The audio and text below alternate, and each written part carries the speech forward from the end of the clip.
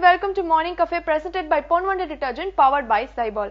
எப்பவுமே சாதனையாளர்களோட வாழ்க்கை எடுத்து பாத்தீங்கன்னா கண்டிப்பா ரெண்டு விஷயத்துல வந்து அவங்க கவனமா இருந்திருப்பாங்க. ஒன்னு தன்னம்பிக்கை, இன்னொன்னு சரியான பாதை.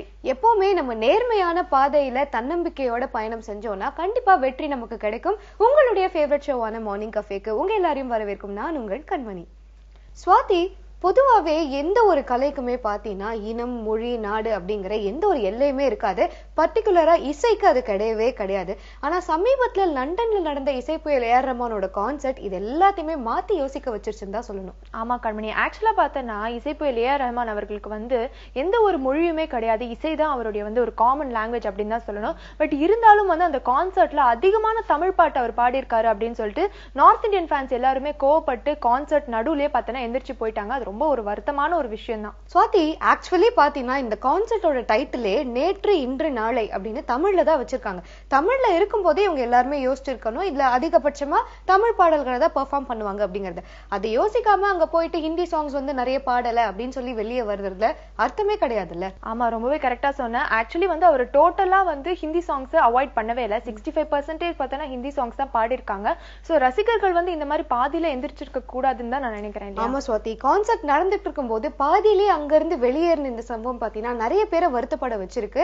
இந்த சம்பவத்துக்கு பாடகி சின்மயி கூட பதில் சொல்லியிருக்காங்க. என்ன சொல்லியிருந்தாங்க அப்படின்னு பாத்தீங்கன்னா, இசைப்புயல் ஏஆர் ரஹ்மான் அவர்கள் 2 ஆஸ்கர் அவார்ட்ஸ் வின் பண்ணப்போ அவர் எல்லா கண்ணுக்குமே இந்தியரா தான் தெரிஞ்சாரு. ஆனா இப்ப 7-8 தமிழ் பாட்டு பாடின உடனே அவர் தமிழரா தெரியுறாரா அப்படின்னு கேட்டிருக்காங்க. ரொம்ப கரெக்டான क्वेश्चन தான் கேட்டிருக்காங்க. அது மட்டும் இல்லாம ஆக்டர் தனுஷ் வந்து அவருடைய ஃபேஸ்புக் பேஜ்ல என்ன சொல்லியிருக்காரு அப்படின்னா, ஏஆர் ரஹ்மான் சாருக்கு வந்து மொழியே கிடையாது, இசை தான் அவருடைய காமன் லாங்குவேஜ் அப்படின்னு சொல்லியிருக்காரு. ஆமா ஸ்வாதி, இதே மாதிரி நிறைய செலிபிரிட்டிஸ் அவங்களுடைய ஆதரவுகளை ரஹ்மான் சாருக்கு தெரிவிச்சுக்கிட்டே இருந்தாலும் இசை புயல் ரொம்ப அமைதியான ஒரு முறையில தான் அவருடைய ரெஸ்பான்ஸை கொடுத்திருக்காரு. அப்படியா? எப்படி அவர் ரெஸ்பாண்ட் பண்ணிருக்காரு? அதாவது என்ன சொல்லியிருந்தாரு அப்படின்னு பாத்தீங்கன்னா, நாங்க இது வரைக்கும் பண்ற எல்லா கான்சர்ட்லயுமே சிறந்த பாடல்களை தான் பெர்ஃபார்ம் பண்ண ட்ரை பண்ணிட்டு இருக்கோம். நாங்க ரொம்ப நேர்மையா தான் உழைச்சிட்டு இருக்கோம்.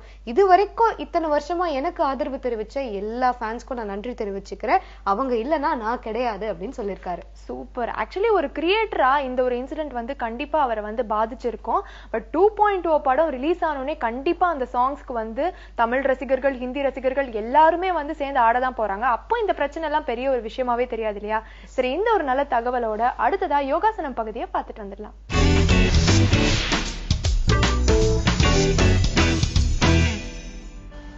வணக்கம் நேர்களே, நான் கவிதா சத்யநாராயணன், குஷப்பாவ யோகால இருந்து.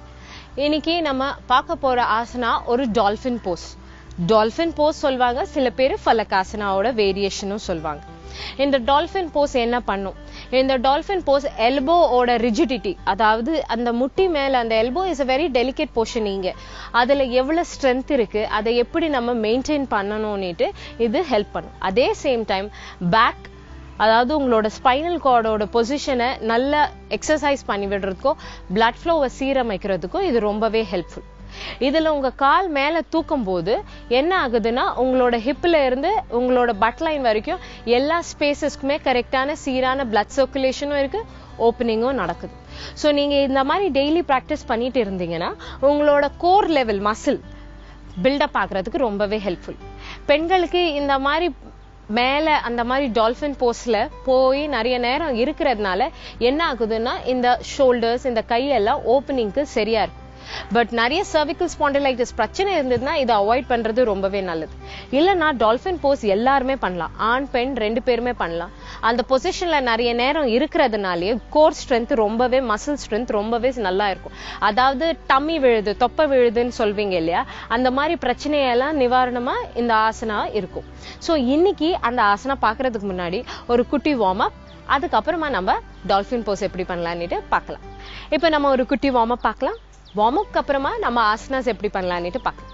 ஸோ ஃபர்ஸ்ட் திங் அதே தான், நார்மலி ஸ்ட்ரெயிட்டா நின்னுக்கோங்க. நின்னதுக்கு அப்புறமா ரைட் கால் ரைட் சைட்ல போய் முட்டி வளையணும். இந்த மாதிரி முட்டி வளையும் போது உங்களோட கை, அதாவது நிறைய பேருக்கு என்னன்னா கை டக்குன்னு தூக்கும் போது ஷோல்டர்ல இழுத்து பிடிச்சிக்கும், இல்ல ரிப்கேஜஸ்ல பிடிச்சிக்கும், அப்படியே உட்காந்துடுவாங்க. அந்த மாதிரி பிரச்சனை இருக்கிறவங்களுக்கு இந்த வார்ம் அப் பண்ணிட்டு நீங்க எந்த ஆசனா பண்ணாலும் உங்களுக்கு இந்த பிரச்சனையே வராது. ஸோ ஷோல்டர் லாக் பிரச்சனை இருந்தா இந்த warm up is best. So நீங்க முட்டியை உள்ள தள்ளிட்டு லெஃப்ட் கையை மேலாப்புல மெதுவா தூக்கி சைட்ல விட்டுட்டு மெதுவா இருங்க. அண்ட் மெதுவா இந்த ரைட் கையையும் சேர்த்து நமஸ்தே பிடிச்சிடுங்க. அண்ட் மூச்சு உள்ள வெளியே, மூச்சு உள்ள வெளியே. மெதுவா உங்க கைகளை எடுத்துக்கிட்டு பொசிஷனுக்கு வந்துடலாம். இது பை. அதனால இன்னொரு கால் முட்டி உள்ள போனதுக்கு அப்புறமா மெதுவா ரைட் கையை எடுத்து அதை பெண்ட் பண்ணி கொஞ்ச நேரம் வச்சு பாரு. உங்களால முடிஞ்சதுக்கு அப்புறமா உங்க கைகளை சேர்த்துக்கோங்க நமஸ்தே பிடிக்கிற மாதிரி. ஞாபகம் வச்சுக்கோங்க, உங்க காது கிட்டதான் உங்களோட பைசப் இருக்கணும். கீழையோ ரொம்ப மேலேயோ வேண்டாம். ரொம்ப மேல போச்சுன்னா கழுத்து வலி இருக்கும். சோ மெதுவா இப்படி வச்சு முன்னாடி பார்த்துக்கிட்டு மூச்சு உள்ள வெளியே, மூச்சு உள்ள வெளியே. எல்போ பெண்ட் பண்ண வேண்டாம், ஸ்ட்ரெயிட்டா தான் இருக்கணும். அண்ட் மெதுவா நீங்க வந்து வரலாம். இந்த ஆசனம் பண்ணும்போது, இந்த வார்ம் அப் பண்ணும்போது இங்கெல்லாம் ரொம்ப ட்ரிகர் ஆகும். ட்ரிகர்னா கைண்ட் ஆஃப் வைப்ரேஷன். அது வெறும் ஒன்றும் இல்லை, மசில் ஒர்க் அவுட் ஆகும். அந்த மாதிரி மசில் ஒர்க் அவுட் ஆகும்போது உங்களுக்கு எக்ஸ்ட்ரா ஃபிளாப் வர்றதோ தொப்பை விழுறதோ அந்த பிரச்சனையே இருக்கு.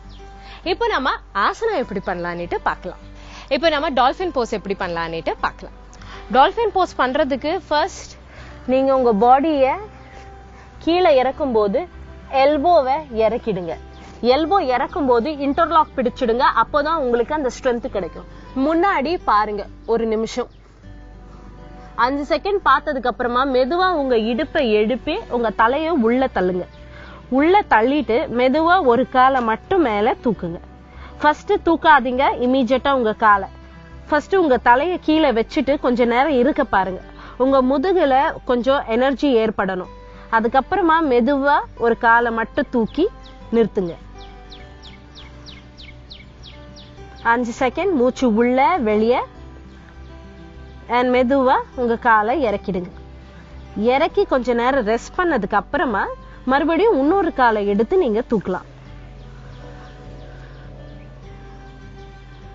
1 2 3 4 5 அண்ட் மெதுவா நீங்க உங்க கால்களை கீழே இறக்கலாம். இந்த மாதிரி நீங்க பண்ணிட்டு உங்க முட்டியை மட்டும் இறக்கி நீங்க ரெஸ்ட் பண்ணலாம். பாலாசன்ல ரெஸ்ட் பண்றது இந்த மாதிரி டைம்ல ரொம்பவே நல்லது. யாருக்காவது ஸ்பாண்டிலைட்டிஸ் ப்ராப்ளம் இருந்தா பாலாசன்ல நீங்க கொஞ்ச நேரம் இருந்தீங்கனாலே உங்க ஸ்பைனுக்கு ரொம்பவே ரெஸ்ட் அடிக்கும். ஸோ இப்போ திருப்பி நான் டால்ஃபின் போஸ் எப்படி பண்ணலான்னுட்டு நம்ம பார்க்கலாம். ஸோ மெதுவா வந்துடுங்க. இப்போ மறுபடியும் நம்ம ஒரு டால்ஃபின் போஸ் எப்படி பண்ணலான்னுட்டு பார்க்கலாம். இது ஒரு சிம்பிள் ஆசனா, பட் ஸ்பைனுக்கு ரொம்பவே ஹெல்ப்ஃபுல்லா இருக்கும். அண்ட் லேடிஸ் எஸ்பெஷலி நீங்க நிறைய வெயிட் அடி வயிறுல போட்டிருந்தீங்கன்னா இந்த மாதிரி ஆசனாவை நீங்க மெதுவா ட்ரை பண்ணுங்க. உங்களுக்கு இதுல ஸ்ட்ரெயின் கிடைக்கும் போது நிறைய வெயிட் லாஸை நீங்க பாப்பீங்க. அதாவது இந்த பகுதியில டோன் அப் ஆகுறத நீங்க நல்லாவே உணர்வீங்க. ஸோ இப்போ எப்படி பண்ணலான்னு பார்க்கலாம். மெதுவா உங்களோட எல்போவை எடுத்து இன்டர்லாக் பண்ணிக்கோங்க. இன்டர்லாக் பண்ணாதான் ஸ்ட்ரென்த் நிறைய இருக்கும், உங்க பாடி பேலன்ஸும் இருக்கும்.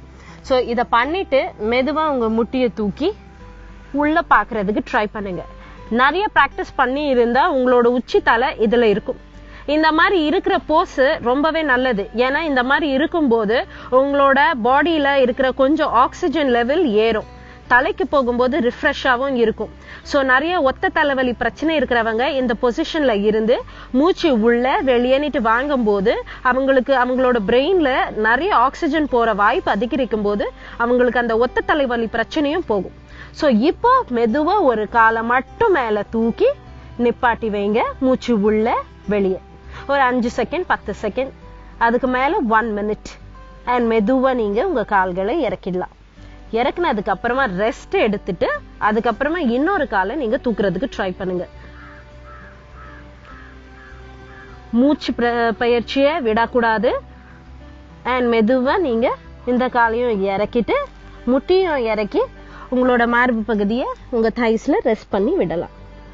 அண்ட் மெதுவா நீங்க மேல வரலாம். இப்போ நீங்க டால்ஃபின் போஸ் பாத்தீங்க, அதோட பெனிஃபிட்ஸும் பாத்தீங்க. நீங்க இதை டெய்லி பிராக்டிஸ் பண்ணிட்டு இருந்தீங்கன்னா உங்களோட முதுகு பிரச்சனை, இடுப்பு பிரச்சனைக்கு இது ஒரு பெரிய தீர்வாவே இருக்கு. ஸோ இன்னைக்கு நீங்க டால்ஃபின் போஸ் பாத்தீங்க. நாளைக்கு இன்னொரு ஆசனாவோட நான் உங்களை சந்திக்கிறேன். நம்ம எல்லாருடைய உணர்வுகளையும் வெளிப்படுத்துறதுக்கு எப்படி மொழி அவசியம் கிடையாதோ அதே மாதிரிதான் இசையை உணர்றதுக்கும் மொழி தேவை கிடையாதுன்னு சொல்லுவாங்க. ஒரு பாடல்ல இருக்கக்கூடிய மொழி நமக்கு தெரியாத புது மொழியா இருந்தாலும் கூட அந்த பாட்டோட இசைய டியூனை தான் நம்ம எப்பவுமே ரசிப்போம். இந்த உண்மையை உணர்ந்திருந்தாலே லண்டன் கான்சர்ட்ல நடந்த பிரச்சனை நடந்திருக்கவே இருக்காது. இதே மாதிரி தொடர்ந்து நிறைய விஷயங்கள் நம்ம மார்னிங் கஃபேல பேசலாம். அதெல்லாம் பாக்குறதுக்கு முன்னாடி ஒரு short commercial break. Welcome back to Morning Cafe. Kanmani, நம்ம எதுக்காக மெடிசின்ஸ் எடுக்கிறோம்? நம்ம உடம்புல ஏதோ ஒரு பிரச்சனை, அதை சரி பண்ணணும், அதை சீர் செய்யணும் அப்படின்னா மருந்து சாப்பிடுவோம். பட் நம்ம எடுக்கிற மெடிசின்ஸே நம்ம உடம்புக்கு வந்து கெடுதலா அமைஞ்சா என்ன பண்றது? என்ன பண்றதா? ஆக்சுவலி நமக்கே ஒரு ஹெல்த் இஷ்யூ இருக்கு அப்படிங்கறதால தான் நம்ம போய் மெடிசன் சாப்பிடுறோம். அதனால இன்னொரு ப்ராப்ளம் வரப்போகுதுன்னா அது மருந்தே கிடையாது ஸ்வாதி. எஸ், இப்ப இந்த விஷயத்தை தான் வந்து ஆக்டர் சத்யராஜ் மகள் திவ்யா வந்து கையில எடுத்திருக்காங்க. ஓ, ஆக்சுவலி திவ்யா வந்து நியூட்ரிஷனிஸ்ட் தான்ல. எஸ், அவங்களை அப்ரோச் பண்ண ஒரு யூஎஸ் கம்பெனி என்ன சொல்லிருக்காங்க அப்படின்னா, எங்களுடைய மெடிசன்ஸை வந்து உங்களோட பேஷண்ட்ஸ்க்கு பிரிஸ்கிரைப் பண்ணுங்க அப்படின்னு சொல்லி கேட்டிருக்காங்க. பட் அந்த மெடிசன்ஸை வந்து டெஸ்ட் பண்ணி பார்க்கும்போது தான் தெரிஞ்சது அந்த மெடிசன்ஸ்னால பார்த்தனா லிவர் ப்ராப்ளம்ஸ், அதுக்கப்புறமா பார்வை குறைபாடெல்லாம் வரும்னு சொல்லிட்டு. நல்ல வேலை ஸ்வாதி அந்த மெடிசனை டெஸ்ட் பண்ணிருக்காங்க. டெஸ்ட் பண்ணாம அப்படியே பேஷண்ட்ஸ் கொடுத்திருந்தா என்ன ஆயிருக்கிறது? எஸ், அதனாலதான் வந்து திவ்யா என்ன பண்ணிருக்காங்கன்னா, இந்த மெடிசன்ஸை நான் வந்து பேஷண்ட்ஸ்க்கு பிரிஸ்கிரைப் பண்ண முடியாது அப்படின்ட்டு ரொம்ப கிளியரா சொல்லியிருக்காங்க. பட் அந்த யூஎஸ் நிறுவனம் வந்து என்ன சொல்லியிருக்காங்க அப்படின்னா, முதல்ல நிறைய பணம் கொடுக்கறதா சொல்லியிருக்காங்க. பட் அதுக்கப்புறமும் வந்து அவங்க வந்து மறுத்துக்கிட்டே இருந்திருக்காங்க. திவ்யா வந்து இதை நான் கண்டிப்பா பிரிஸ்கிரைப் பண்ண முடியாது, இதுல இவ்வளோ ஹெல்த் இஷ்யூஸ் இருக்கிறதுனால நான் கொடுக்க மாட்டேன்னு சொல்லியிருக்காங்க. ஸோ அதனால எங்களுக்கு வந்து அரசியல் செல்வாக்குலாம் இருக்குன்னு சொல்லி அவங்களை மிரட்டியிருக்காங்க.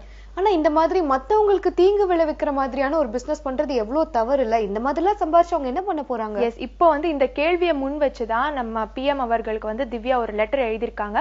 மனித நேயத்தை விட பணம் பெருசா அப்படின்ட்டு தான் இந்த லெட்டர் ஆரம்பிக்கும். இந்த லெட்டர்ல எல்லா விஷயத்தையுமே ரொம்ப கிறிஸ்டல் கிளியரா வந்து அவங்க மென்ஷன் பண்ணிருக்காங்க. மக்களோட உயிரோட விளையாடுற இந்த மாதிரியான செயலுக்கு கடுமையான தண்டனை கிடைக்கும் அப்படிங்கிற ஒரு நம்பிக்கையோட அடுத்த பகுதியை பார்த்துட்டு வந்துடலாம்.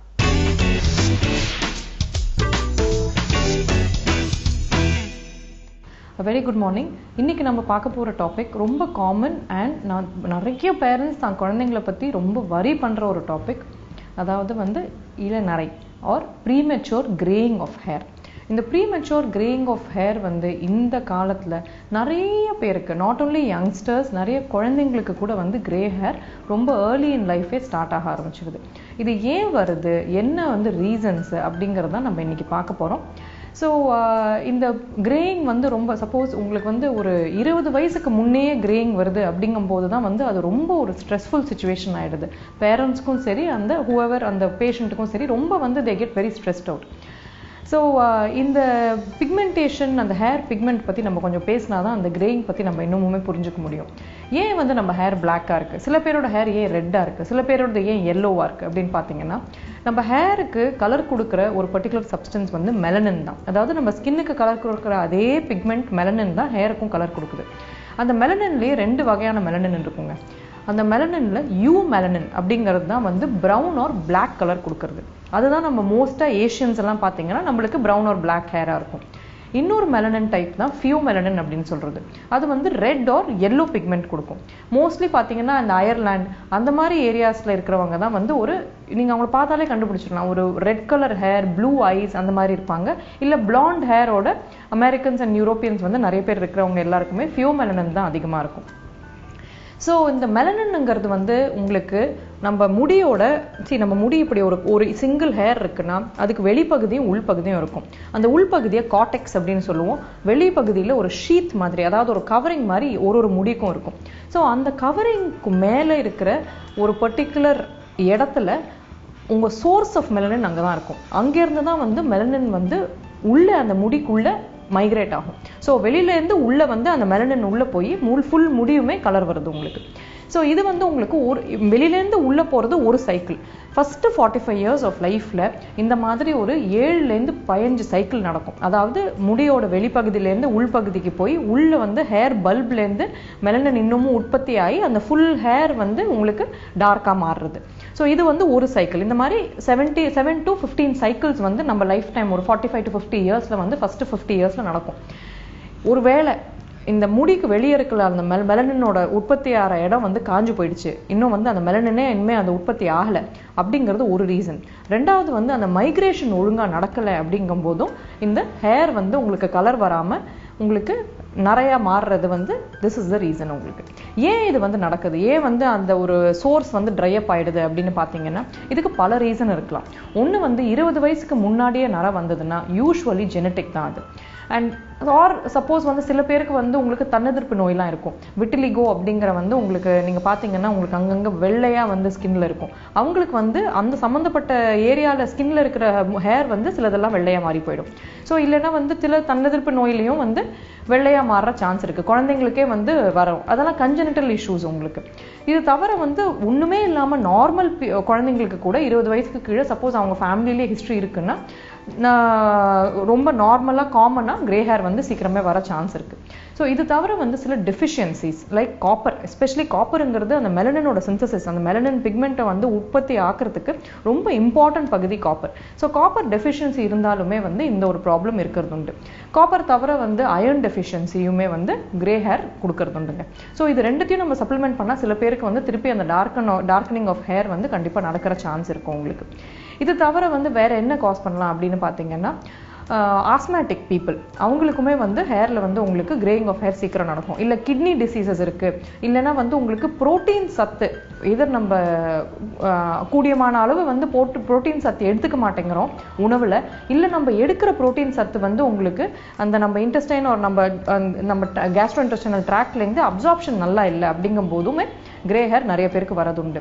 இது தவிர வந்து ஒரு பர்டிகுலர் தன்னெதிர்ப்பு நோய் இருக்குது. அதாவது நம்ம ரத்த சோர்வுன்னு கேள்விப்பட்டிருப்பீங்க இல்லையா, அனீமியா. அதுலேயே பெர்னிஷியஸ் அனீமியாங்கிற ஒரு வகையான ரத்த சோர்வுலையும் வந்து இந்த மாதிரி கிரே ஹேர் ரொம்ப காமனாக வரதுண்டு. ஸோ இந்த மாதிரி நிறைய ஹெல்த் இஷ்யூஸ் இருக்கும்போதும் கிரே ஹேர் ரொம்ப சீக்கிரம் வந்துடும்.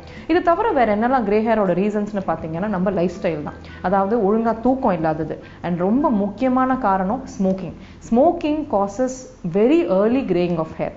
ஏன்னா ஸ்மோக்கிங், ஸ்ட்ரெஸ் இது எல்லாமே வந்து ஃப்ரீ ரேடிக்கல்ஸை வந்து அதிகமாக உற்பத்தி பண்ணுறோம். அந்த ஃப்ரீ ரேடிக்கல்ஸுங்கிறது வந்து நம்ம அந்த பிக்மெண்ட், அந்த மெலனின் பிக்மெண்ட்டை சீக்கிரமே கரைச்சிடும். அதனாலே வந்து graying of hair is very common in stressful individuals. சில பேர் வந்து ரொம்ப ஸ்ட்ரெஸ்ஃபுல் ஜாப்ல இருப்பாங்க, இல்லை ரொம்ப பயங்கர ஸ்ட்ரெஸ்ஃபுல் சுச்சுவேஷன்லேருந்து வெளியே வந்திருப்பாங்க.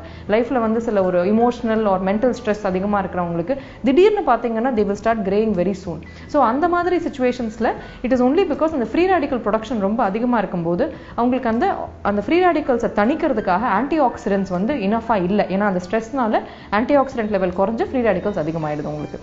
ஸோ இந்த கிரே ஹேருக்கு என்ன பண்ணலாம், வாட் கேன் வி டூ, என்ன ரெமெடிஸ் பண்ணலாம் அப்படின்னு பார்த்தீங்கன்னா, first of all if your lifestyle is bad, if you're having a bad diet, உங்களுக்கு தூக்கம் சரியில்லை, இல்லைன்னா வந்து உங்கள் லைஃப் ஸ்டைலில் வந்து உங்களுக்கு ரொம்ப வந்து ஒரு இடம் மாற்றம் இருக்குது, ஸ்ட்ரெஸ் இஷ்யூஸ் இருக்குது அப்படின்னா ஃபஸ்ட்டு வந்து அதை அட்ரஸ் பண்ணுங்கள். அந்த ஸ்ட்ரெஸ் எல்லாம் குறைச்சிக்கோங்க. ஸ்மோக்கிங் கண்டிப்பாக வந்து you should quit smoking, especially men. நான் ஏன் மென்னு சொல்கிறேன்னு பார்த்தீங்கன்னா ரிசர்ச் என்ன காட்டுதுன்னா, when male people who smoke a lot இல்லையா, அவங்களுக்கு வந்து கிரேயிங் வரும்பொழுது அவங்களுக்கு chances of heart attack is more. அதாவது ஹார்ட் ப்ராப்ளம்ஸ் வந்து அவங்களுக்கு அதிகமாக வரதுண்டு smokers with grey hair who are men. So அதனால especially men please do quit smoking if you don't want to go lead on to heart problems later. So இதுவும் வந்து ஒரு ப்ராப்ளமாக இருக்குது உங்களுக்கு. இது தவிர வேறு என்ன தீர்வு பார்க்கலாம் அப்படின்னு பார்த்தீங்கன்னா, leading a healthy life style is definitely important. அது தவிர வந்து ஹேருக்கு வந்து உங்களுக்கு ஓரல் சப்ளிமெண்ட்ஸ், அதாவது சில பேருக்கு நான் சொன்னேன் இல்லையா, காப்பர் அண்ட் அயர்ன் டெஃபிஷியன்சி இருக்கிறவங்களுக்கு அதை சப்ளிமெண்ட் பண்ணுறது, இல்லை ப்ரோட்டீன் பற்றாக்குறை இருக்கும்போது ப்ரோட்டீனை வந்து டயட்டில் இன்க்ரீஸ் பண்ணிக்கிறது, அதுவுமே ரொம்ப முக்கியம். ஸோ இது தவிர வந்து என்ன அப்ளை பண்ணலாம், சில இதில் ஏதாவது ஒரு அப்ளிகேஷன் கொடுங்க டாக்டர் அப்படின்னு நிறைய பேஷண்ட்ஸ் கேட்பாங்க. ஸோ அப்ளை பண்ணுறது என்னெல்லாம் பார்த்தீங்கன்னா, சொராலன் அப்படிங்கிறது வந்து ஒரு பர்டிகுலர் மெடிசன்.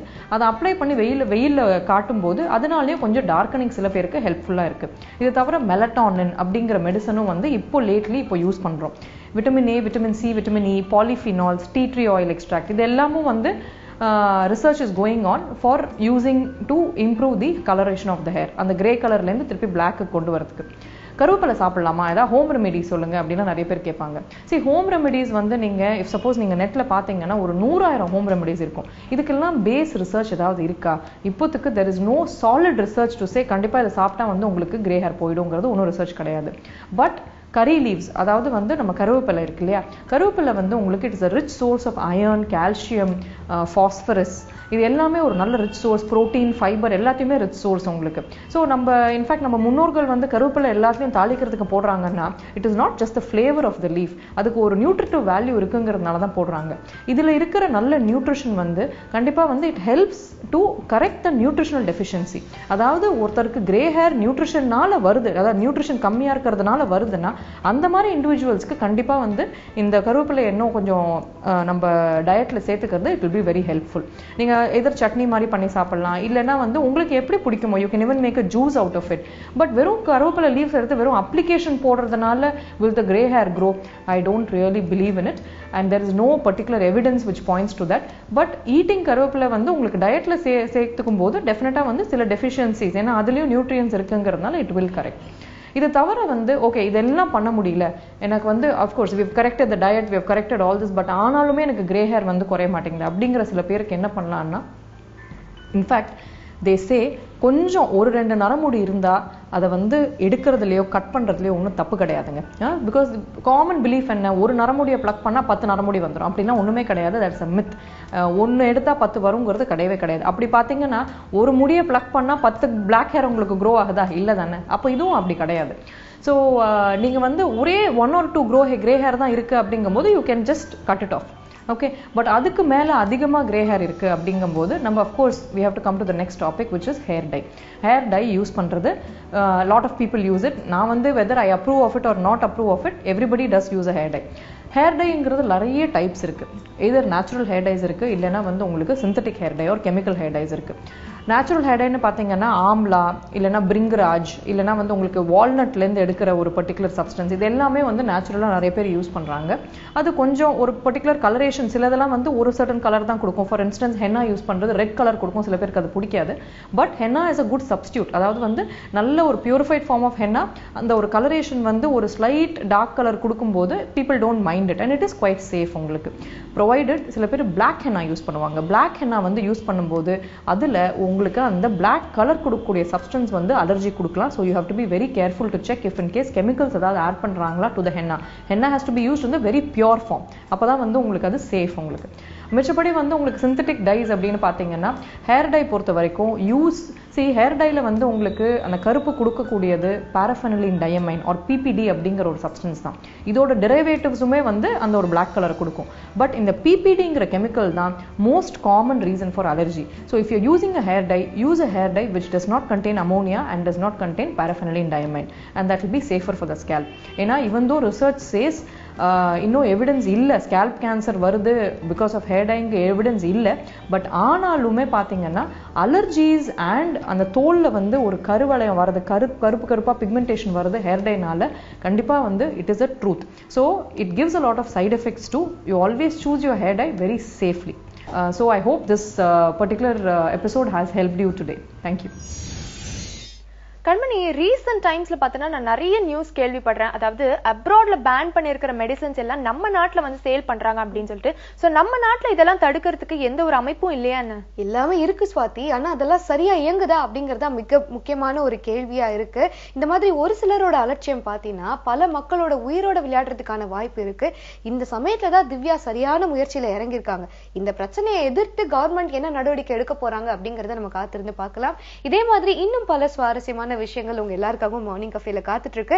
அது என்னங்கிறத ஒரு சின்ன பிரேக் அப்புறமா பார்க்கலாம். இது உங்கள் morning Cafe. Welcome back to Morning Cafe. Swathi, காதலிக்கிற எல்லாருக்குமே அவங்களுடைய காதலை வெளிப்படுத்துற அந்த தருணம் தான் ரொம்ப முக்கியமான தருணம்னு சொல்லுவாங்கல்ல. ஆமாம் கண்மணி, இதுக்காக எவ்வளவு ரிஹர்சல்ஸ் எல்லாம் பண்ணிட்டு போய் லவ் ப்ரப்போஸ் பண்ற ஆளுங்களை எத்தனை பேர் நம்ம பாத்திருக்கோம்ல. எஸ், இதே மாதிரிதான் அமெரிக்காலயும் ஒருத்தர் வந்து லவ் பண்ணிருக்காரு. அவருடைய லவ் அந்த பொண்ணு கிட்ட சொல்லணும்னு பல முறை ட்ரை பண்ணி அட்லாஸ்ட் அவர் போய் சொல்லும் போது அந்த இன்சிடென்ட் நியூஸ்ல வர அளவுக்கு ரொம்ப பாப்புலர் ஆயிடுச்சுன்னா பாத்துக்கோங்க. நியூஸ் ஆகுற அளவுக்கு அப்படி என்ன நடந்துச்சு? அமெரிக்காவை சேர்ந்தவர் தான் தாம்சன். அவர் கெய்ட் அப்படிங்கிற ஒரு பொண்ணை காதலிச்சுட்டு இருந்திருக்காரு. பல முறை அந்த பொண்ணு கிட்ட போய் அவருடைய காதலை வெளிப்படுத்தணும் அப்படின்னு நினைச்சோம். அவர் வந்து சொல்லாமலே திரும்பி வந்துருவாராம். நம்ம ஊர்ல தான் கஷ்டம் அப்படின்னு பார்த்தனா அமெரிக்காவில கூட வந்து லவ் ப்ரப்போஸ் பண்றது அவ்வளவு கஷ்டமான விஷயமா என்ன?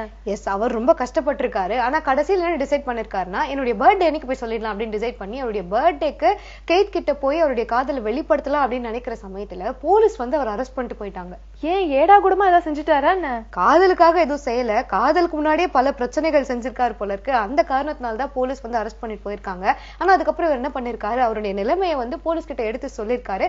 அவங்களும் ரொம்பவே ஸ்வீட்டா அவருக்கு வந்து நீ போய் லவ் ப்ரப்போசல் பண்ணிட்டு அப்படின்னு சொல்லி பெர்மிஷன் எல்லாம் கொடுத்திருக்காங்க.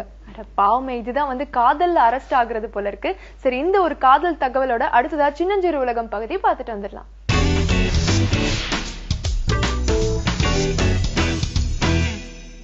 வணக்கம் நேர்களே. பெற்றோர்களா நம்ம வந்து என்ன பண்றோம் அப்படின்னா, குழந்தைக்கு வந்து எந்த வேலையும் முதல்ல சொல்லி கொடுக்கறது இல்லை. சின்ன குழந்தை தானே, அவனுக்கு என்ன தெரியும் அவளுக்கு என்ன தெரியும்னு சொல்லி பிகினிங்ல வந்து இந்த பழக்க வழக்கங்கள் செட் பண்றது கிடையாது. திடீர்னு வந்து ஒரு 9 வயசுல இது கூட நீ எடுத்து வைக்கலையா, உன் ஸ்கூல் பேக் கூட நான் தான் எடுத்து வைக்கணுமா, டிஃபன் நான் தான் பேக் பண்ணணுமா அப்படின்னு சொல்லி திடீர்னு 9 வயசுல வந்து ஒரு குண்டள்ளி போடுற மாதிரி குழந்தை மேல போட்டுரும். அப்போ வந்து அது திடீர்னு ஹேபிட்ஸ் எப்படி செட் பண்ணும்? ஸோ பிகினிங்ல இருந்து வீட்டில் இருக்கக்கூடிய சின்ன சின்ன வேலைகளை வந்து நம்ம டெவலப் பண்ணி கொடுக்கறது, அவங்களுக்கு என்ன பெனிஃபிட்ஸ் கொடுக்கும், அவங்களோட பிரெயினுக்கு எவ்வளவு டெவலப்மெண்ட் கொடுக்கும் அப்படின்றத பத்தி தான் நம்ம பேச போறோம். வீட்டு வேலைகள் குழந்தை செய்யணுமா அப்படின்னு கேட்டீங்கன்னா கண்டிப்பா செய்யணும். நீங்க ஜப்பான் மாதிரி நாடுகள் பாத்தீங்க அப்படின்னா ஸ்கூல்ல இருக்கக்கூடிய கிளீனிங்குமே வந்து சில்ட்ரன் தான் செய்யறாங்க. சில்ட்ரன் வந்து ஸ்கூலுக்கு மார்னிங் வந்துட்டு கூட்டி துடைக்கிறதுல இருந்து எல்லாமே அவங்க ஸ்கூல்ல அவங்களே தான் செய்யறாங்க. ரீசன் என்ன அப்படின்னா, அவங்களோட ஜென்ரல் இது என்னன்னா, நான் படிக்கக்கூடிய இடத்துல நான் படிக்கக்கூடிய இடத்த நான் வந்து சுத்தமா வச்சிருக்கணும், அது என்னோட பொறுப்பு அப்படிங்கிறது அவங்க வந்து ஆஸ் அ கல்ச்சர் வந்து ஃபாலோ பண்றாங்க. நம்ம ஊர்ல அது வந்து கேவலமா நினைக்கிறோம். ஸ்கூல்ல போய் அவங்க கூட்டி துடைக்கிறதா, ஃபீஸ் கட்டுறது போக இது வேறையா அப்படின்னு நம்ம வந்து அது தப்பா நினைச்சுக்கிறோம். ஆக்சுவலா பாத்தீங்கன்னா அந்த வீட்டு வேலைகள் செய்யறது அப்படிங்கிறது வந்து குழந்தைக்கு நிறைய மன ரீதியான பாசிட்டிவ்ஸ் டெவலப் பண்ணி கொடுக்கும். என்ன டெவலப் பண்ணும் அப்படின்றதுனா, ஃபர்ஸ்ட் வந்து பிலாங்கிங் அப்படிங்கிறது, இது நம்ம வீடு, இது என்னோட பொருள், இது என்னோட புக், இது என்னோட ஷூ அப்படிங்கிற அந்த ஒரு சென்ஸ் ஆஃப் ஒரு ப்ரைட் இருக்கும். இதை வந்து நம்ம பாதுகாக்கணும், ஏன்னா இது என்னோடது அப்படிங்கிறது ஃபர்ஸ்ட். செகண்ட் வந்து பொறுப்புணர்வு. அதாவது இந்த நம்ம வீட்டில் இருக்கக்கூடிய அனைத்து பொருளையும் நம்ம வந்து பத்திரமா பாதுகாத்து வைக்கணும், அதை வந்து டெய்லி நம்ம பராமரிக்கணும் அப்படிங்கிறது குழந்தை நெக்ஸ்ட் லேர்ன் பண்ணிக்குது. மூணாவது, அவங்களுக்கு மோஸ்ட் இம்பார்ட்டன்ட் கான்சென்ட்ரேஷன் மாதிரி ஹையர் ஸ்கில்ஸ் அதனால டெவலப் ஆகுது. ஃபார் எக்ஸாம்பிள், ஒரு குழந்தை வந்து ஒரு தூசியே தட்டுது டேபிள்ல அப்படின்னா, ஃபர்ஸ்ட் இருக்கக்கூடிய புக்ஸ் எடுத்துட்டு அப்புறம் தூசி தட்டிட்டு அப்புறம் புக்ஸை திரும்ப வைக்கிறாங்க. ஸோ அவங்க ஞாபகம் வச்சிருப்பாங்க ஃபர்ஸ்ட் ஸ்டெப் என்ன, நெக்ஸ்ட் ஸ்டெப் என்ன, அதுக்கப்புறம் என்ன வரும் அப்படின்னு. ஸோ அவங்களுக்கு வந்து மெதுவா அந்த சீக்வன்ஸ், இப்போ ஒரு ஆன்சரே படிக்கணும் அப்படின்னா ஃபர்ஸ்ட் ஸ்டெப் என்ன, செகண்ட் ஸ்டெப் என்ன, தேர்ட் ஸ்டெப் என்னன்னு அவங்க வந்து புரிஞ்சுக்கிறாங்க. ஸோ அதே மாதிரி வீட்டு வேலைகள் செய்யும் போது அந்த சீக்வன்சிங் ஏரியாஸ் எல்லாம் அவங்களுக்கு வந்து டெவலப் ஆகும். மோஸ்ட் இம்பார்ட்டன்ட், நீங்க பாத்தீங்கன்னா மூளையோட 2 பகுதி, இப்போ லெஃப்ட் ஹெமிஸ்பியர் ரைட் ஹெமிஸ்பியர்னு நம்ம பிரெயின்ல சொல்லுவோம். லெஃப்ட் ஹெமிஸ்பியருக்கு வந்து ஒரு சில திறமைகள் இருக்கும், ரைட் ஹெமிஸ்பியர்ல ஒரு சில திறமைகள் நம்ம யூஸ் பண்ணுவோம். இது ரெண்டுமே பயன்படும் போது தான் முழுமையான வளர்ச்சியும் இருக்கும், லேர்னிங்கும் இருக்கும். ஸோ வீட்டு வேலைகள் செய்யும் போது, இப்போ ஒரு துணியை துவைக்கிறோம் அப்படின்னா நம்ம வந்து சோப் போடுறது, அது வந்து அலசுறது எல்லாமே வந்து ஹேண்ட்ஸ் ரெண்டுமே யூஸ் பண்றோம். அதே சமயத்துல அது ஆராய்ச்சி பண்றோம், இந்த இடத்துல கரை அதிகமா இருக்கு, இதை வந்து கொஞ்சம் அதிகமா தேய்க்கணும், இந்த இடத்துல கொஞ்சம் லைட்டா தேய்ச்சா போதும், இதை வந்து நம்ம ஊற வைக்கணும். இந்த மாதிரி நம்ம வந்து ஒரு சில ப்ராப்ளம்ஸும் சால்வ் பண்றோம். ஸோ இந்த மாதிரி வந்து அந்த குழந்தைக்கு வந்து ப்ராப்ளம் சால்விங் எபிலிட்டிஸ் மாதிரி கூட வீட்டு வேலைகள்ல இருந்து நம்ம டெவலப் பண்ணி கொடுக்கலாம். இன்ஃபேக்ட் நீங்க மரியா மாண்டசரி மாதிரி எஜுகேட்டர்ஸோட புக் நீங்க பாத்தீங்க அப்படின்னா, ஒவ்வொரு ஏஜுக்கு 2 to 3 இயர்ஸ்ல என்ன மாதிரி ஸ்கில்ஸ் கொடுக்கணும், 5 to 7 இயர்ஸ்ல என்ன மாதிரி ஸ்கில்ஸ் கொடுக்கணும்னு அவங்க ஆக்சுவலா வரிசையே படுத்திருக்காங்க. ஸோ இந்த மாதிரி ஒரு சிச்சுவேஷன் நம்ம வீட்டில் வந்து முதல்ல இருந்து என்ன ஸ்டார்ட் பண்ணலாம் அப்படின்னு நம்ம புரிஞ்சுக்கணும். ஃபர்ஸ்ட் விஷயம், ஒரு சின்ன குழந்தை ஒரு வயசு வரைக்கும் அவங்களுக்கு இதெல்லாம் கண்டிப்பா புரியாது. பட் 1 வயசுக்கு அப்புறம் அவங்க கொஞ்சம் நடக்க ஆரம்பிச்ச உடனே சின்ன சின்ன வேலைகள், இப்போ அவங்க சாப்பிட்டு முடிச்சிட்டாங்க அப்படின்னா, கண்ணு வாங்க நானும் நீங்களும் இந்த கப் எடுத்துட்டு போய் அங்க வாஷ் பண்றதுக்கு போட்டுடலாம் வாங்க அப்படின்னு நீங்க வந்து அதுல ஜாயின் பண்ணணும். நேரடியா எடுத்துட்டு போய் நீங்க ஹிட்லர் வேலை பார்க்குற மாதிரி டே அங்க போய் வெயிடா அப்படின்னு குழந்தை செய்யாது. இதை வந்து நீங்க 2 பேரும் இணைந்து செய்யற மாதிரி ஒரு செயலா மாத்தணும். நம்ம 2 பேருமே எடுத்துட்டு போய் இதை இங்க வச்சிடலாம், அங்க போய் வச்ச உடனே வெரி குட் அப்படின்னு சொல்லி நல்லா கை தட்டுறது, அப்புறம் கொஞ்சம் அதுல வந்து தண்ணி திறந்து விட்டு ஊற வைக்கிறது, இதெல்லாம் குழந்தை வந்து ஃபர்ஸ்ட்ல இருந்தே அப்சர்வ் பண்ணணும்.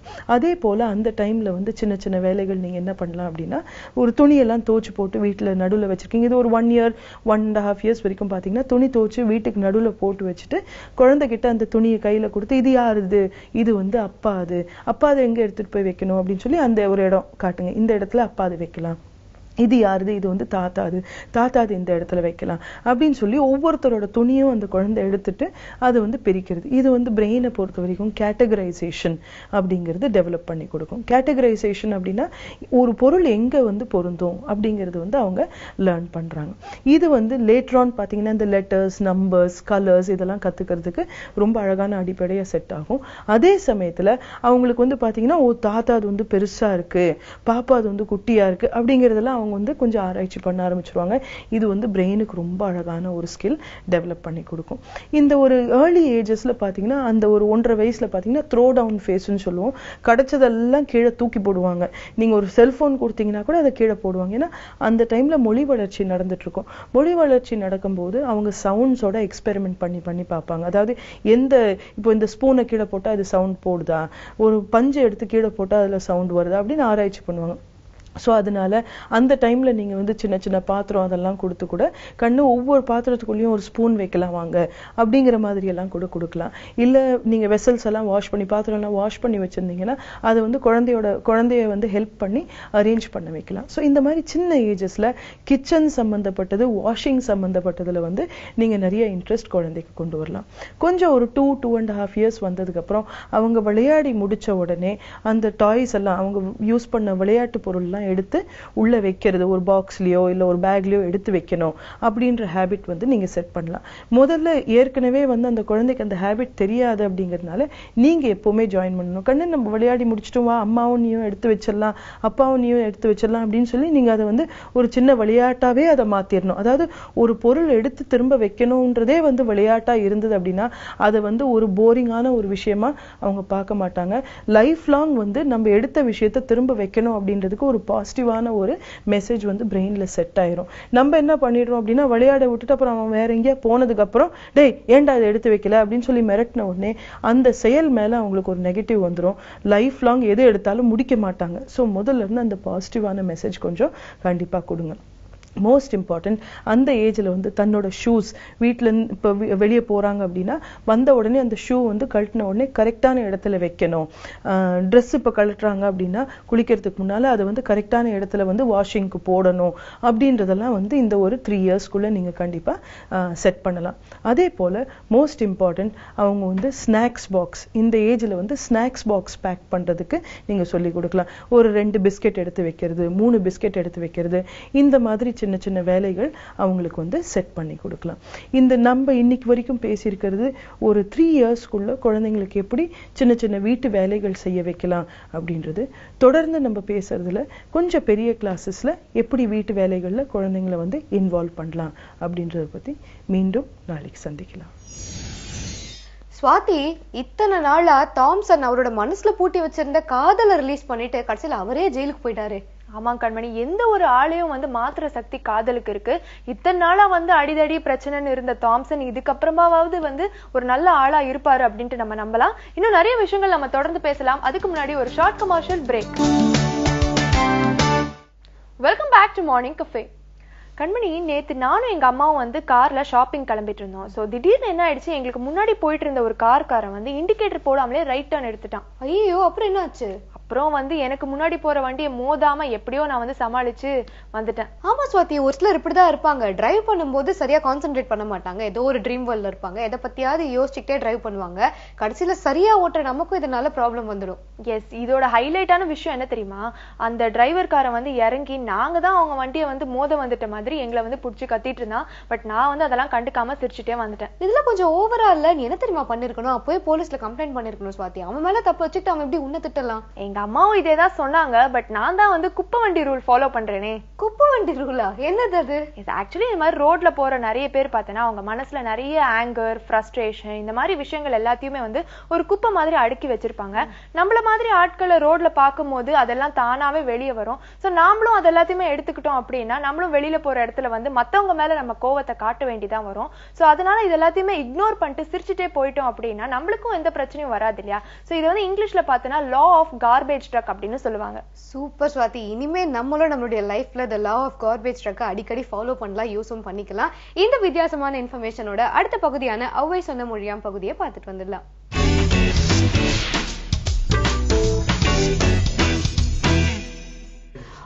வணக்கம். ஔவை சொன்ன மொழியாம் நிகழ்ச்சியில் இன்றைக்கு நாம் 38வது வாசகம் பார்க்க போகிறோம். கெடுப்பது ஒழி அப்படிங்கிறது தான் இந்த வாசகம். கெடுப்பது ஒழி அப்படிங்கிறது தான் 2 சொற்கள் தான், 7 எழுத்துக்கள். கெடுப்பது ஒழி அப்படிங்கிறது. இந்த கெடுப்பது ஒழி அப்படிங்கிற இந்த வாசகம் நேரடியாக என்ன சொல்லுகிறது அப்படின்னா, எதையெல்லாம் கெடுக்கக்கூடியதோ அதெல்லாம் ஒழித்து விடுங்கள் அப்படிங்கிறது தான் நேரடியான பொருள். அதுதான் இதில் 2 சொற்கள் ஏற்கனவே பார்த்துருக்கோம், கெடுப்பது என்பதும் ஒழி என்பதும். இந்த ஒழித்தல் அப்படிங்கிறது மிக முக்கியமான ஒரு விஷயம். அது என்ன அப்படின்னா, இது ஒழித்தல் இல்லை, ஒழித்தல் தான். ஆனால் பல சமயத்தில் எல்லாத்தையும் ஒழித்து வச்சுட்டு ஒழிச்சிட்டோம் அப்படின்னு சொல்லிட்டு இருக்கோம். அப்படி இல்லை. ஏன்னா ஒழித்தல் அப்படின்னு இல்லாமலே செய்யுது. அதுதான். அப்படின்னா என்ன அர்த்தம் அப்படின்னா, ஏற்கனவே இருக்கிறது அதை இல்லாமல் செய்வது, அதுதான் ஒழித்தல் அப்படிங்கிறது. புதிதாக ஒன்று உருவாக்கி விட்டு அப்புறம் அதை ஒழிக்கிறது இல்லை, இருக்கக்கூடிய ஒன்றை ஒழிக்கணும். சரி, இப்போ கெடுப்பது அப்படிங்கிறது, இந்த கெடுப்பதெல்லாம் எது அப்படிங்கிறது தான் மிக முக்கியமான ஒரு கேள்விக்குறியாக இருக்குது. எதெல்லாம் கெடுக்கக்கூடியது அப்படின்னு. கெடுவான் கேடு நினைப்பான் அப்படிங்கிறது ஒரு பழமொழி. இப்போ கெடுவான் அப்படிங்கிறதும் கெடுப்பதுங்கிறதும் என்ன சொல்ல வருது அப்படின்னா, இது கெட்டு போகுது அப்படிங்கிற மாத்திரமே இல்லை, எதெல்லாம் அழிவுக்கு கொண்டு செல்லுமோ அதெல்லாம் கெடுப்பது அப்படிங்கிறது தான். இப்போது இந்த கெடுப்பது அப்படிங்கிறதுல என்னெல்லாம் வரும் அப்படின்னு பார்க்க போனால், பொதுவாக எதெல்லாம் மக்கள் நலனுக்கு எதிராக இருக்கிறதோ எல்லாமே கெடுக்கக்கூடியது தான். அதில் 3 விஷயங்களை சொல்கிறாங்க. இந்த குறிப்பாக சொல்லக்கூடியது பழக்க வழக்கங்கள். ஒரு மனிதனை அதிகம் கெடுக்கக்கூடியது எதுன்னா, இந்த தீய பழக்க வழக்கங்கள் தான் அதிகமாக கெடுக்கக்கூடியது அப்படி சொன்னாங்க. ஏன்னா யாருமே அதிகமாக படித்ததுனால கெட்டு போனதாக யாரும் சொல்லவே முடியாது. ஆனால் அதிகமாக குடிச்சதுனால கெட்டு இருக்காங்க. ஆக எது தீய பழக்க வழக்கம் அப்படின்னு நமக்கு தெரியும். ஆக இந்த கெடுப்பது எது அப்படிங்கிறது 3 விஷயங்கள் நம்ம பார்க்கணும்னு சொன்னோம். ஒன்று வந்து பழக்க வழக்கம். இந்த பழக்க வழக்கம் உடல் ஆரோக்கியத்தை கெடுக்கும். நம்ம ஏற்கனவே பார்த்துருக்கோம், இது குடிப்பழக்கம் குடியை கெடுக்கும் அப்படின்னு சொன்னால், அப்போ அது கெடுப்பது தான், அது நமக்கே தெரியும். அப்புறம் புகைப்பிடித்தல் உடல் ஆரோக்கியத்தை கெடுக்கும் அப்படின்னு சொன்னால், உடல் ஆரோக்கியத்துக்கு தீங்கானது, அது கெடுதல் அப்படிங்கிறது தெரியும். ஆனால் இந்த பழக்க வழக்கங்களில் சிலது கெடுதல் அப்படிங்கிறது நேரடியாகவே நமக்கே தெரியுது, இதெல்லாம் கெடுதல் தான் அப்படின்னு சொல்லிட்டு. ஆனாலும் சில பேர் அதை பழக்கத்தில் வச்சுருக்காங்க, அது வேண்டாம் அப்படிங்கிறது நம்ம சொல்ல வேண்டிய அவசியம் இல்லை, அவங்களுக்கே தெரியும் இது வேண்டாம் அப்படின்னு. அடிமையாகி விட்டிருக்காங்க, அவ்வளோதான். அதுலேருந்து வெளியே வரணும், அதையும் ஒழித்தாக வேண்டும். அப்படின்னா அது எப்படி ஒழிக்கிறது, அதுதான் பெரிய கேள்வி. நம்ம எவ்வளோதான் விளம்பரப்படுத்தினாலும் அறிவுரை சொன்னாலும் முடியாது. ஆக எது கெடுக்கிறதோ அதனை நாம் ஒழித்து விட்டால் போதும், இந்த பழக்க வழக்கம் தானாக ஒழிந்துவிடும் அப்படிங்கிறது ஒரு நல்ல சிந்தனை. அதனால தான் மதுவுக்கு எதிராக இத்தனை பேர் போராடி கொண்டிருக்கிறார்கள் என்றால் என்ன காரணம் அப்படின்னா, நமக்கு பூரண மதுவிலக்கு வேண்டும், ஒரு முழு மதுவிலக்கு வேண்டும் அப்படின்னு பல பேர் ஏன் கேட்டுட்டு இருக்காங்க அப்படின்னா, நீங்கள் மது வழங்கக்கூடிய அந்த வசதியை நீங்கள் எடுத்து விட்டால் போதும், அது வேண்டாம் எங்கேயுமே கிடைக்காது அப்படி ஒரு நிலைமை நீங்கள் கொண்டு விட்டீங்கன்னா, மதுவை நீங்கள் ஊற்றி விட்டாலே மது குடியர்கள் தானாக ஒழிந்து விடுவார்கள் அப்படிங்கிறது தான். ஆக இந்த ஒழித்தல் அப்படிங்கிறது எந்த நிலையில் நடக்க வேண்டும் அப்படிங்கிறது மிக முக்கியமானது. கெடுப்பது ஒழி அப்படிங்கிற இந்த வாசகம் ஒரு மிகச்சிறந்த ஒரு ஆழமான ஒரு விஷயத்தை எடுத்து சொல்கிறது. எது கெடுக்கிறதோ அதை ஒழித்து விடுங்கள் அப்படிங்கிறாங்க. இந்த பழக்க வழக்கத்தை ஒழித்துக் கொள்வது என்பதை விட அதுக்கு வேறாக எது இருக்கிறதோ அதை நீங்கள் எடுத்துக்கணும், அந்த வேர்லேருந்து நம்ம எடுத்துட்டு வந்தோம்னா போதும் அப்படிங்கிறது தான். இது பழக்க வழக்கங்கள் சார்ந்த விஷயங்கள். அடுத்தது சிந்தனை சார்ந்த விஷயம். இதுதான் மிகப்பெரிய ஒரு சமூக கேடாக நம்ம பார்த்துட்டு வரோம். என்னென்னா, இப்போ பல இடங்களே வன்முறையை நம்ம பார்க்குறோம். உலகம் முழுக்க வன்முறை வந்திருக்கிறது, தீவிரவாதம் மிகப்பெரிய விஷயத்தை பேசிட்டு வராங்க. இதெல்லாம் என்ன அப்படின்னா, ஒரு சிந்தனை கோளாறு தான், அது வேற ஒன்றுமே இல்லை, ஒரு மனநோய் தான் அது. ஏதேனும் ஒரு காரணத்தை சொல்லி மக்களை வந்து புத்தி தீட்டுதல், அவ்வளோதான், ஒன்றுமே இல்லை. இது என்ன பண்ணுறாங்க, இந்த பிரெயின் ஸ்டாமிங்னு ஒன்று பண்ணுறாங்க. இதெல்லாம் என்ன பண்ணுறாங்க அப்படின்னா, மதம் சார்ந்த விஷயங்களை, சாதி சார்ந்த விஷயங்களை, இனம் சார்ந்த விஷயங்களை மேலே மேலே மேலே சொல்லி சொல்லி சொல்லி ஒரு மூளை செலவை பண்ணுறாங்க, பிரெயின் வாஷ் பண்ணுறாங்க. இதெல்லாம் கூட கெடுக்கக்கூடியது தான். தயவு செய்து அது மாதிரி விஷயங்களை ஒழித்து கட்டுங்கள் அப்படிங்கிறாங்க. ஆக எது அடிப்படையாக இருக்கிறது, சிந்தனை செய்வதற்கு எது அடிப்படையாக இருக்கிறது, மோசமான பாதைகளுக்கு எது அழைத்து செல்கிறதோ அதையெல்லாம் ஒழித்தாக வேண்டும் அப்படி. இரண்டாவது, ஒன்று பழக்க வழக்கம் பார்த்தோம், இரண்டாவது சிந்தனை சார்ந்த விஷயங்களை பார்த்தோம், மூன்றாவது பொதுவாக தன்னலம் சார்ந்த விஷயங்கள். இது பல விஷயங்கள் அப்படிதான் பார்க்கணும். ஊழலெல்லாம் அப்படிதானே வந்தது. ஊழலுங்கிறது எப்படி அடிப்படையாக வந்தது அப்படின்னா, ஒவ்வொரு மனிதனுக்கும் கூட தன்னலம் தான், ஒரு சுயநலம், ஒரு பேராசை, அதில் தான். ஆக எதெல்லாம் கெடுதி தரக்கூடிய விஷயங்களாக இருக்கின்றோம் அதெல்லாம் ஒழித்தாக வேண்டும் அப்படிங்கிற 3 விஷயங்கள் பார்த்தோம். ஒன்று பழக்க வழக்கம், இரண்டாவது கொள்கை சார்ந்த மூளை செலவை, மூன்றாவது தனிநபர் சார்ந்த பேராசை அப்படின்னு வச்சுக்கோங்க. இந்த 3மே நாம் ஒழித்தாக வேண்டும். இதுதான் கெடுப்பது ஒழி அப்படிங்கிறது. இது சிறுவர்களுக்கான ஒரு வாசகம் தான் அடிப்படையில். கெடுப்பது ஒழி அப்படின்னா எதெல்லாம் கெடுதி செய்யக்கூடியதாக இருக்கிறதோ அதையெல்லாம் ஒழித்து விடு அப்படின்னா 3 விஷயங்கள் தான் பொதுவாக சொல்கிறார்கள். மீண்டும் என்ன அப்படின்னா, அதிக உணவு, அதிக உறக்கம்னு ஏற்கனவே நம்ம பார்த்தோம். இது இல்லாமல் மூன்றாவதாக என்ன அப்படின்னா, மிக முக்கியமாக அதிக கேளிக்கைகள், இது தொடர்ந்து சொல்லிக்கிட்டே வராங்க. இதெல்லாம் வேண்டாம் அப்படின்னு சொல்லிட்டு. ஆனால் அதுதான் இன்னைக்கு சமுதாயத்தை அதிகமாக வந்து இருக்கிறது அப்படின்னு. இந்த கெடுப்பது ஒழிகள் இது எல்லாமே வருது, இது எல்லாத்தையும் ஒழிச்சுக்கிட்டே வாங்க அப்படின்னு சொல்லிட்டு. ஆனால் இது எந்த அளவுக்கு சாத்தியம் அப்படிங்கிற பார்க்கிற போது இது ஒரு தனி மனிதன் கருதி எதிர்ப்பது தான் மிகவும் கடினமான விஷயமா இருக்கு. ரொம்ப ஒரு வித்தியாசமான ஒரு ஈக்குவேஷன், இது ஒரு வித்தியாசமான ஒரு சமன்பாடு. ஏன்னா மதுவுக்கு எதிராக போராட வாங்கினா எத்தனை பேர் வேணா வந்துருவாங்க, புகைக்கு எதிராக போராட வாங்கினா எவ்வளவு பேர் வேணா வந்துருவாங்க. ஆனால் தனி மனிதன் சார்ந்த பேராசை விடுவிக்க வேண்டும் அப்படின்னு சொன்னா யாருமே வரமாட்டாங்க. அதுக்கு ஏதேனும் சாமியார்கள் என்கிற பேர்ல யாராவது வந்தால் தான் உண்டு. இதுல இருந்தெல்லாம் வெளியே வரணும் அப்படின்னா இந்த கெடுப்பது ஒழிங்கிறது தனி மனிதன் சார்ந்த ஒரு வாசகமாக இதை எடுத்துக்கொண்டாக வேண்டும். அதனால இது குழந்தைகள் சொல்றாங்க கெடுப்பது ஒழி அப்படின்னு சொல்லிட்டு. நம்ம பார்க்குறோம் குழந்தைங்களுக்கு பல பேர் வீட்டில் இப்போ கூட உண்டு, காலைல வந்தோடனே காஃபி எல்லாம் கொடுக்கறது இல்லை, டீ கொடுக்கறதில்ல. ஏன்னா இதெல்லாம் வந்து உடம்புக்கு கெடுதி, வேண்டாம் அப்படின்னு சொல்லிட்டு ஏதாவது சத்து பானங்கள்லாம் கொடுக்குறாங்க. இது நல்ல விஷயங்கள் தான். ஏன்னா குழந்தையா இருக்கும்போது இதெல்லாத்தையும் எடுத்துறாங்க, எல்லாம் வேண்டாம் வேண்டாம். ஆனால் காஃபி வேண்டாம், டீ வேண்டாம், இதெல்லாம் உடம்புக்கு கெடுதி என்று சொல்லக்கூடிய அதே பெற்றோர் தான் கையில் வீடியோ கேம்ஸ் கொடுத்து விளையாட வைக்கிறாங்க குழந்தைங்களை. அதுவும் கெடுக்கக்கூடியதாங்கிறது அவங்களுக்கு தெரியல. ஆக எது கெடுப்பது அப்படிங்கிற ஒரு மிகப்பெரிய ஒரு கேள்விக்குறி இருக்கிறது. ஆரோக்கியம் சார்ந்த விஷயங்கள் மட்டுமே கெடுப்பதல்ல, சிந்தனையை கெடுக்கக்கூடிய விஷயங்கள் கூட கெடுப்பதில் தான் வரும் அப்படிங்கிறத நம்ம புரிஞ்சுக்கணும். அதுதான் முக்கியம், வேற ஒன்றுமே இல்லை. ஆனால் இங்கே தான் பல பேர் தவறி விட்டு இருக்கிறோம். வேற ஒன்றுமே இல்லை. இந்த குழந்தைக்கு இது சொல்றதுனால நல்லது நடக்குமா, நல்ல சிந்தனையை தருமா அப்படிங்கிறத நம்ம யோசிச்சு பார்க்கறது இல்லை. எதெல்லாம் தவறான சிந்தனையை தோன்றுமோ, எதெல்லாம் தவறான பாதைக்கு கொண்டு செல்லுமோ, இதெல்லாம் குழந்தைகளுடைய கவனத்துக்கு கொண்டு செல்லக்கூடாது அப்படிங்கிறதுலே நம்ம தவறு விட்டுட்டோம். அதனால தான் இந்த கெடுப்பது ஒழி அப்படிங்கிறது சொல்லுகிற போது எதெல்லாம் கெடுப்பதுங்கிறதுல ஒரு தெளிவான ஒரு தீர்க்கமான சிந்தனை இருந்தாக வேண்டும். அது இல்லாத வரைக்கும் இந்த கெடுப்பது ஒழிங்கிறது சாத்தியமே இல்லை. ஆக கெடுப்பது ஒழியில மிக முக்கியமாக நம்ம சொல்லக்கூடியது என்ன அப்படின்னா, எது சமுதாயத்துக்கு நல்லது விளைவிக்குமோ, எது தனி மனிதனுடைய ஆரோக்கியத்துக்கு நல்லதாக இருக்குமோ, எது அவனுடைய சிந்தனைக்கு நல்ல ஆரோக்கியமான வளர்ச்சியை தருமோ அதெல்லாம் நல்லது என்று வச்சுப்போம். அதுக்கு மாறான எதுவாக இருந்தாலுமே அதெல்லாம் கெடுப்பது தான், அதை ஒழித்துதான் ஆக வேண்டும். ஆக கெடுப்பது ஒழி என்பது சமுதாயத்துக்கு மட்டுமே அல்ல, தனி மனிதனுக்கான மிகச்சிறந்த வாசகம். மீண்டும் சந்திப்போம். நன்றி, வணக்கம். இன்னைக்கு நம்ம மார்னிங் கஃபேல நிறைய சுவாரஸ்யமான விஷயங்கள் எல்லாம் பார்த்தோம். அது எல்லாமே பார்த்து நீங்க எல்லாரும் என்ஜாய் பண்ணிருப்பீங்கன்னு நாங்க நம்புறோம். இதே மாதிரி அடுத்த மார்னிங் கஃபே நிகழ்ச்சியில உங்களை வந்து சந்திக்கும் வரை உங்களிடமிருந்து விடைபெறுவது ஸ்வாதிஷ்டா மற்றும் கண்மணி. இது உங்கள் morning cafe, presented by Ponvandu detergent, powered by Saibol.